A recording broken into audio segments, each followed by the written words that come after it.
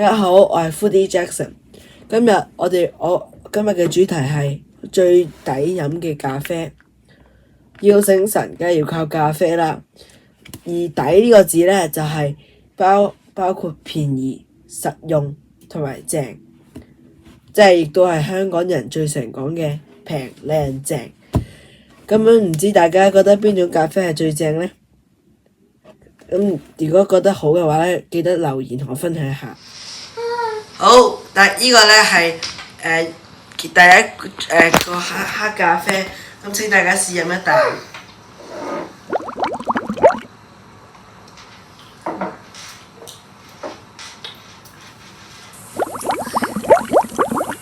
飲多啖先。咖啡味比較淡，比較清爽咯嘅口味。咁會唔會冇乜咖啡味啊？係啊，少啲咖啡味，唔夠濃郁。好，多謝你嘅意見。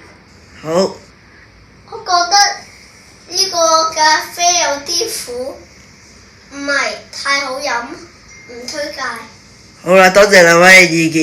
飲下呢隻第二隻咖啡先。好，你哋試下飲啦，試下飲。飲杯。好。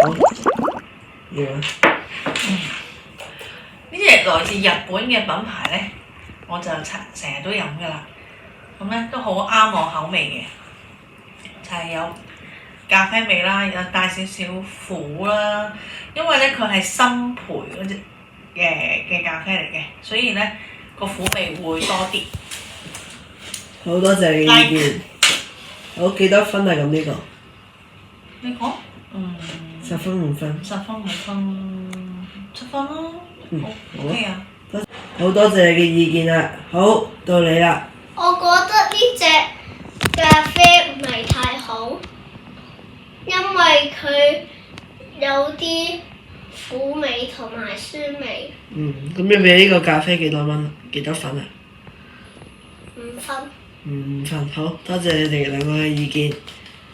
好，呢個呢係第3隻咖啡，請兩位試飲。好，聽日我哋飲第3隻咖啡。Cheers！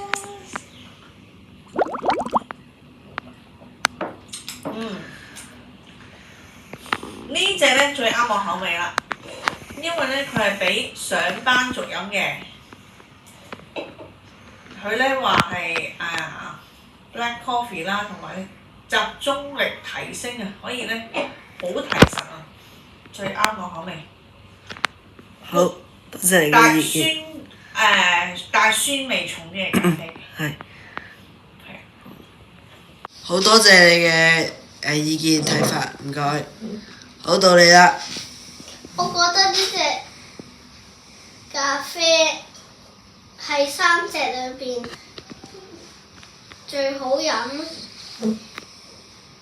嘅咖啡。好，唔該晒，唔該晒。係繼續講。我推介呢隻俾大家。好，多謝，唔該兩位。好，唔該晒。多謝大家收睇呢條影片啦，希望大家之後唔好淨係買啲比較貴嘅咖啡，亦都買啲可以慳錢亦都好飲嘅咖啡。咁希望大家可以收落我嘅意見啦，希望大家繼續收睇我條頻道啦。好啦，咁請訂閱同埋讚好，拜拜。